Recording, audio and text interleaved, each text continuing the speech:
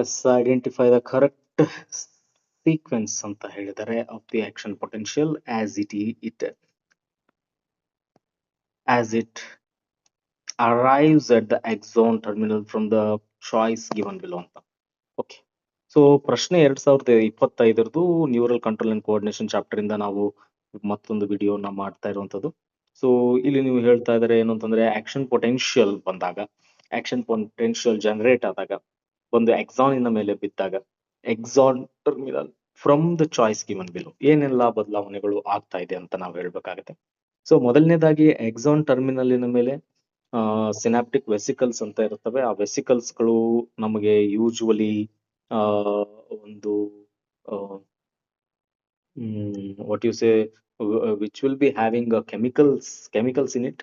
ಆ ಕೆಮಿಕಲ್ಸ್ ಗಳು usually after receiving the action potential terminal ನಿಂದ ನಮಗೆ ಸಿನಾಪ್ಟಿಕ್ ವೆಸಿಕಲ್ ಗಳು ಆಕ್ಟಿವೇಟ್ ಆಗಿ ಆ ಸಿನಾಪ್ಟಿಕ್ ವೆಸಿಕಲ್ ಗಳು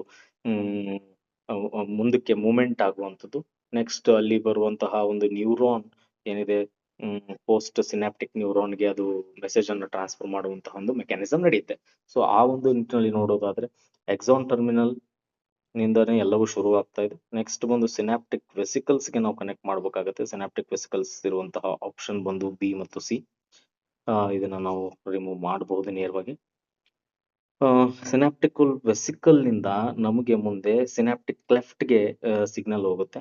ಇಲ್ಲಿ ಪೋಸ್ಟ್ ಸಿನಾಪ್ಟಿಕ್ ಮೆಂಬ್ರೇನ್ ಅಂತ ಒಂದು ಮಿಸ್ ಆಗಿದೆ. ಸೊ ಹಾಗಾಗಿ ಇದನ್ನ ಆಪ್ಷನ್ ರಿಜೆಕ್ಟ್ ಮಾಡಿದ್ರೆ C option is the right answer. ಅಂದ್ರೆ ಎಕ್ಸಾನ್ ಟರ್ಮಿನಲ್ ಇಂದ ಸಿನಾಪ್ಟಿಕ್ ವೆಸಿಕಲ್ ಸಿನಾಪ್ಟಿಕ್ ಕ್ಲೆಫ್ಟ್ ಗೆ ಹೋಗುತ್ತೆ, post synaptic membrane, post synaptic neuron.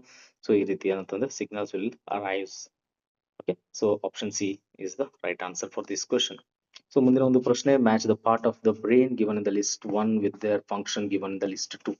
So ಬ್ರೈನಿನ ಕೆಲವು ಇಂಪಾರ್ಟೆಂಟ್ ಸ್ಟ್ರಕ್ಚರ್ಸ್ ಗಳನ್ನ ಇಲ್ಲಿ ಕೊಟ್ಟಿದ್ದಾರೆ, ಅವುಗಳನ್ನ ನಾವು ಮ್ಯಾಚ್ ಮಾಡಬೇಕಾಗಿದೆ, ಅವು ಏನೇನೆಲ್ಲ ಕಂಟ್ರೋಲ್ ಮಾಡೋದಕ್ಕೆ ಹೋಗ್ತವೆ ಅಂತ.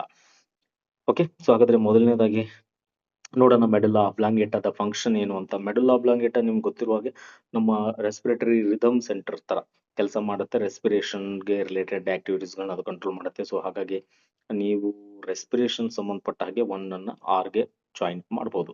ಸೊ ಆ ತರ ಇರುವಂತ ಒಂದೇ ಒಂದು ಆನ್ಸರ್ ಅಂದ್ರೆ ಅದು ಡಿ. ಸೊ ನೇರವಾಗಿ ಡಿ ಗೆ ನೀವು ಕ್ಲಿಕ್ ಮಾಡಬಹುದು.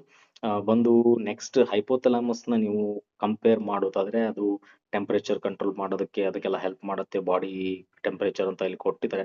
ಸೊ ಹಾಗಾಗಿ ಅದನ್ನ ಮ್ಯಾಚ್ ಮಾಡಬಹುದು. ಇನ್ನು ಸೆರೆಬ್ರಲ್ ಕಾರ್ಟೆಕ್ಸಿನ ಕೆಲಸ ಬಂದು motor function, so movement related, transportation related work ಗಳನ್ನ ಇದು ಫಂಕ್ಷನ್ ಮಾಡುತ್ತೆ. ಅಂದ್ರೆ ನ್ಯೂರಾನ್ಸ್ ಗಳಿಗೆ ಸಿಗ್ನಲ್ ಗಳನ್ನ ಟ್ರಾನ್ಸ್ಪೋರ್ಟ್ ಮಾಡುವಂತ ವಿಷಯದಲ್ಲಿ ಇದು ಕೆಲಸ ಮಾಡುತ್ತೆ. ಸೊ ಹಾಗಾಗಿ option D is the right answer. And limbic system ಕೂಡ ನಾವು ಆಲ್ಫ್ಯಾಕ್ಟರಿ ಲೋಬ್ಸ್ ಗಳ ಮೇಲೆ ವರ್ಕ್ ಮಾಡುವಂತದ್ದು. ಸೊ ಹಾಗಾಗಿ ಅದನ್ನ ನೀವು ಮಾಡಿ.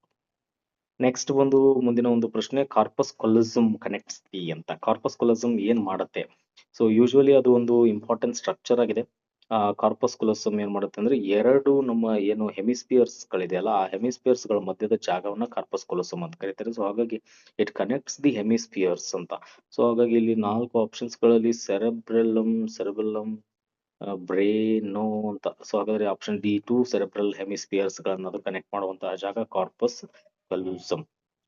ನೆಕ್ಸ್ಟ್ ಬಂದು ಮುಂದಿನ ಒಂದು ಪ್ರಶ್ನೆ, in which part of the human brain the quadrigemina is located. So ಅಂದ್ರೆ ಕ್ವಾಡ್ರಿಜೆಮಿನಾ ಯಾವ ಒಂದು ಪಾರ್ಟ್ ನಲ್ಲಿ ಇದೆ ಅನ್ನುವಂಥದ್ದು ಇಲ್ಲಿ ಕೇಳ್ತಾ ಇರುವಂತಹ ಪ್ರಶ್ನೆ. ಸೊ 2020ರಲ್ಲಿ ಪ್ರಶ್ನೆನ ಕೇಳಿದ್ದಾರೆ, ಎಲ್ಲಿರುತ್ತೆ ಅಂತ.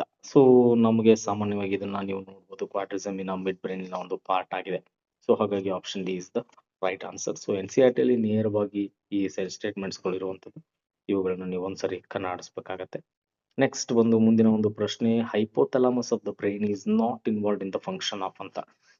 ಹೈಪೋಥಲಾಮಸ್ ಯಾವ ಫಂಕ್ಷನ್ ಅಲ್ಲಿ ಇನ್ವಾಲ್ವ್ ಆಗಿಲ್ಲ ಅಂತ. ಸೊ ಹಾಗಾದ್ರೆ ಯಾವ ಫಂಕ್ಷನ್ ಅಲ್ಲಿ ಇನ್ವಾಲ್ವ್ ಆಗಿದೆ ಅನ್ನುವಂಥದ್ದು ನಮಗೆ ಮೊದಲು ಗೊತ್ತಿರಬೇಕಾಗತ್ತೆ, ಕರೆಕ್ಟ್? ಸೊ ಹಾಗಾಗಿ ನಮಗೆ ಈಗ ನಮ್ಮ ಒಂದು ಬಾಡಿಯ ಏನಂತೀರಿ ಬಯಾಲಜಿಕಲ್ ಕ್ಲಾಕ್ ಅಂತ ಏನ್ ಕರಿತೀವಿ, ಸೊ ಬಯಾಲಜಿಕಲ್ ಕ್ಲಾಕ್ ನ ಮೇಲೆ ಅದು ಕೆಲಸ ಮಾಡುತ್ತೆ. ಅಂದ್ರೆ ಸ್ಲೀಪ್ ವೇಕ್ ಸೈಕಲ್ ಮೇಲೆ ಅದು ಕೆಲಸ ಮಾಡುತ್ತೆ. ನೆಕ್ಸ್ಟ್ ನಮ್ಮ ಒಂದು thirst related, whenever we are tired, okay, and whenever the cells under stress ಅಂತ ಸಂದರ್ಭದಲ್ಲಿ ನಮಗೆ ಫಂಕ್ಷನ್ ಮಾಡುವಂಥದ್ದು. ಇನ್ನು ಬಾಡಿ ಟೆಂಪರೇಚರ್ನ ಕಂಟ್ರೋಲ್ ಮಾಡುವಂಥ ಕೆಲಸಗಳನ್ನ ಇದು ಮಾಡ್ತಾ ಇರುತ್ತೆ. ಸೊ ಹಾಗಾಗಿ ಹೈಪೋಥಲಾಮಸ್ ಆಫ್ ದ ಬ್ರೈನ್ ಏನೇನ್ ಮಾಡುತ್ತೆ ಅಂದ್ರೆ ಸ್ಲೀಪ್ ವೇಕ್ ಸೈಕಲ್ ಅಲ್ಲಿ ಕೆಲಸ ಮಾಡುತ್ತೆ, ಆಸ್ಮೋರೆಗ್ಯುಲೇಷನ್ ಥರ್ಸ್ಟ್ ಬಗ್ಗೆ ಕೆಲಸ ಮಾಡುತ್ತೆ, ಟೆಂಪರೇಚರ್ನ ಕಂಟ್ರೋಲ್ ಮಾಡುತ್ತೆ. ಆದರೆ accuracy of the muscular movement ಅನ್ನ ಇದು ಕಂಟ್ರೋಲ್ ಮಾಡೋದಿಲ್ಲ, ಮೋಟಾರ್ ಯೂನಿಟ್ಸ್ ಗಳ ಫಂಕ್ಷನ್ ಇದು ಕಂಟ್ರೋಲ್ ಮಾಡೋದಿಲ್ಲ ಅಂತ. ಸೊ ಹಾಗಾಗಿ option D is the right one. Next ಮುಂದಿನ ಒಂದು ಪ್ರಶ್ನೆ, the brain stem is made up of. Brain stem ಎದರಿಂದ ಆಗಿದೆ ಅನ್ನುವಂಥದ್ದು ಇಲ್ಲಿ ಪ್ರಶ್ನೆ ಬಂದಿದೆ. ಸೊ ಬ್ರೈನ್ ಸ್ಟೆಮ್ ನಲ್ಲಿ ಅದು ಕೂಡ ನಮಗೆ ನೇರವಾಗಿ N C R T book ನಲ್ಲಿ ಬಹಳ ನೀಟಾಗಿ ಅದನ್ನ ಕೊಟ್ಟಿದ್ದಾರೆ. ಬ್ರೈನ್ ಸ್ಟೆಮ್ ನಲ್ಲಿ ನಮಗೆ ಒಂದು ಮೆಡುಲಾ ಅಬ್ಲಾಂಗೇಟಾ ಮತ್ತು ಪಾನ್ಸ್ ರೀಜನ್ ಮತ್ತು ಮಿಡ್ ಬ್ರೈನ್ ನ ಪಾರ್ಟ್ಸ್ ಗಳಿರುತ್ತೆ. ಸೊ ಹಾಗಾಗಿ mid brain, pons and medulla oblongata ಅಂತ ಹೇಳ್ಬೋದು. ಸೊ ಸಿಕ್ಸ್ತ್ ಗೆ option B is the right answer. Next ಬಂದು man is admitted to the hospital. He is suffering from the abnormally low body temperature, loss of appetite and extreme thirst. His brain scan would probably show a tumor in. Okay, ಒಬ್ಬ ವ್ಯಕ್ತಿ ಬಹಳ ಕೆಲವೊಂದಿಷ್ಟು ಸಮಸ್ಯೆಗಳನ್ನು ಹೊತ್ಕೊಂಡು ಹಾಸ್ಪಿಟಲ್ಗೆ ಬಂದಿದ್ದಾನೆ. ಅವನಿಗೆ ಏನಾಗ್ತಾ ಇದೆ ಅಂದ್ರೆ ಬಾಡಿ ಟೆಂಪರೇಚರ್ ಕಡಿಮೆ ಆಗಿದೆ, ಅಪೆಟೈಟ್ ಲಾಸ್ ಆಫ್ ಅಪಟೈಟ್ ಅಂದ್ರೆ ಹಂಗ್ರಿನೆಸ್ ಏನಿದೆಯಲ್ಲ ಅದು ವೇರಿಯೇಷನ್ ಆಗ್ತಾ ಇರುವಂತದ್ದು, ಮತ್ತೆ ಎಕ್ಸ್ಟ್ರೀಮ್ ಥರ್ಸ್ಟ್ ಇಂದ ಅವನು ಸಫರ್ ಮಾಡ್ತಾ ಇದ್ದಾನಂತೆ. ಸೊ ಹಾಗಾದ್ರೆ ಈಗ ತಾನೇ ಅದ್ರ ಬಗ್ಗೆ ನಾವು ನೋಡಿದೀವಿ. ಯಾವ ಬಾಡಿ ಪಾರ್ಟ್ ಎಲ್ಲ ಕಂಟ್ರೋಲ್ ಮಾಡ್ತಾ ಇದೆ ಅಂತಂದ್ರೆ ನಾವು ಹೇಳಬಹುದು ಹೈಪೋಥಲಾಮಸ್ ಅಂತ ಹೇಳ್ಬಹುದು. So hypothalamus controls all these functions. So ಹಾಗಾಗಿ ಈ ಒಂದು ಪೋರ್ಷನ್ ಅಲ್ಲಿ ಟ್ಯೂಮರ್ ಆಗಿರುವಂತ ಸಾಧ್ಯತೆ ಇರುತ್ತೆ, ಅದು ಸ್ಕ್ಯಾನ್ ನಲ್ಲಿ ನಿಮಗೆ ಕಂಡು ಬರುತ್ತೆ. ನೆಕ್ಸ್ಟ್ ಕಾಲಮ್ 1 ಅನ್ನ ನಾವು ಇಲ್ಲಿ ಕಾಲಮ್ ಯಾರ ಜೊತೆಗೆ ಮ್ಯಾಚ್ ಮಾಡಬೇಕು, ಕಾಲಮ್ 1 ಅನ್ನ ಕಾಲಮ್ 2 ಜೊತೆಗೆ ಮ್ಯಾಚ್ ಮಾಡಬೇಕು. ಇಲ್ಲಿ ಕೂಡ ಹ್ಯೂಮನ್ ಬ್ರೈನ್ ರಿಲೇಟೆಡ್ ಫಂಕ್ಷನ್ಸ್ ಗಳನ್ನ ಇಲ್ಲಿ ಮೆನ್ಷನ್ ಮಾಡಿದ್ದಾರೆ. ಸೊ ಆಲ್ಮೋಸ್ಟ್ ನಾವು ಹಿಂದಿನ ಒಂದು ಪ್ರಶ್ನೆಗಳಲ್ಲಿ ಓದಿದೀವಿ ಸೆರೆಬ್ರಲಮ್, ಹೈಪೋಥಲಾಮಸ್, ಮಿಡ್ ಬ್ರೈನ್ ನ ಫಂಕ್ಷನ್ಸ್ ಗಳನ್ನ. ಅದನ್ನ ನಾವಿಲ್ಲಿ ಮ್ಯಾಕ್ಸಿಮಮ್ ಏನು ಅಂತಂದ್ರೆ ಮ್ಯಾಚ್ ಮಾಡಲೇಬೇಕಾಗತ್ತೆ. ಸೊ ಮ್ಯಾಚ್ ಮಾಡೋದು, ಸೊ ಇಲ್ಲಿ 2005ರ ಪ್ರಶ್ನೆ, ಇಲ್ಲಿ ಆಪ್ಷನ್ಸ್ ಗಳನ್ನು ಕೂಡ ಕೊಟ್ಟಿದ್ದಾರೆ. ಸೊ ನೀವು ನೋಡಬಹುದು ಇಲ್ಲಿ ಸಾಮಾನ್ಯವಾಗಿ ನಾವು ಈಗ ಹಿಂದಿನ ಪ್ರಶ್ನೆಯಲ್ಲಿ ಓದಿರುವ ಹಾಗೆ ಹೈಪೋಥಲಾಮಸ್ ಏನ್ ಮಾಡಿದೆ. ಓಕೆ, ಹೈಪೋಥಲಾಮಸ್ ಏನ್ ಮಾಡುತ್ತೆ ಅಂತ ನೀವು ನೋಡೋದಾದ್ರೆ ಯೂಶುವಲಿ ನಮಗೆ ಅದು ಕಂಟ್ರೋಲ್ಸ್ ದ ಪಿಟ್ಯೂಟರಿ ಗ್ಲ್ಯಾಂಡ್ ಅಂತ ಹೇಳ್ಬಹುದು. ಪಿಟ್ಯೂಟರಿ ಗ್ಲ್ಯಾಂಡಿನ ಮೇಲೆ ಅದು ಕೆಲಸ ಮಾಡುತ್ತೆ. ಸೊ ಹಾಗಾಗಿ ನಾವು ಸಿ ಅನ್ನ ಪಿ ಗೆ ಮ್ಯಾಚ್ ಮಾಡಬಹುದು. ಸಿ ಗೆ ಪಿ ಇರುವಂತಹ ಆಪ್ಷನ್ಸ್ ಗಳು ಯಾವ್ದಾದ್ರು ಇದೆಯಂತ ಫಸ್ಟ್ ನೋಡ್ಕೊಳ್ಳೋಣ. ಎಸ್, ನೋಡ್ಬೋದು ಇಲ್ಲಿ ಏನಂತಂದ್ರೆ ಸಿ ಗೆ ಪಿ ಇರುವಂತಹ ಆಪ್ಷನ್ ಬಂದು ಇದು ರಾಂಗ್ ಆಗುತ್ತೆ, ಇದು ರಾಂಗ್ ಆಗುತ್ತೆ. ಎರಡು ಆಪ್ಷನ್ಸ್ ಗಳಿದೆ ಸಿ ಮತ್ತು ಡಿ ಅಲ್ಲಿ, ನಾವು ಚೆಕ್ ಮಾಡ್ತಾ ಹೋಗ್ಬೇಕು. ಹಾಗಾದ್ರೆ ಮುಂದಿನ ಒಂದು ಮಿಡ್ ಬ್ರೈನ್ ನ ಫಂಕ್ಷನ್ಸ್ ಗಳನ್ನು ಕೂಡ ನಾವು ನೋಡಿದೀವಿ.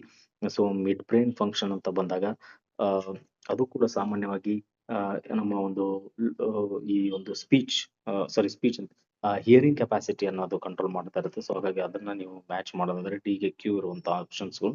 ಸೊ ಇದು ಎರಡು ಆಪ್ಷನ್ಸ್ಗಳು ಸಿಮಿಲರ್ ಆಗಿರುವಂತದ್ದು. ಮತ್ತೊಂದು ಆಪ್ಷನ್ಸ್ ಅನ್ನು ನೋಡಿ ನಾವು ಅದನ್ನು ಸೆಲೆಕ್ಟ್ ಮಾಡಲೇಬೇಕಾಗತ್ತೆ. ಹಾಗಾದ್ರೆ ಇಲ್ಲಿ ಬರೋದಾದ್ರೆ ಸೆರೆಬೆಲ್ಲಮ್ ನ ಫಂಕ್ಷನ್ ಏನು ಅಂತ. ಸೆರೆಬೆಲ್ಲಮ್ ಬಂದು ಸಾಮಾನ್ಯವಾಗಿ ನಮ್ಮ ಬಾಡಿಯ ಒಂದು ಪೋಸ್ಚರ್ ಅನ್ನ ಮೇಂಟೈನ್ ಮಾಡುವಂತ ಕೆಲಸವನ್ನ ಮಾಡ್ತಾ ಇರುತ್ತೆ. ಸೊ ಹಾಗಾಗಿ ಬಿ ಅನ್ನ ಟಿ ಗೆ ಕಂಪೇರ್ ಮಾಡಬಹುದು. ಬಿ ಅನ್ನ ಟಿ ಗೆ ಕಂಪೇರ್ ಮಾಡಿದ್ರೆ ಆತರ ಇರೋ ಒಂದೇ ಒಂದು ಆಪ್ಷನ್ ಸಿ ಇದೆ. ಹಾಗಾದ್ರೆ ಡಿ ನು ಕೂಡ ಎಲಿಮಿನೇಟ್ ಮಾಡಬಹುದು.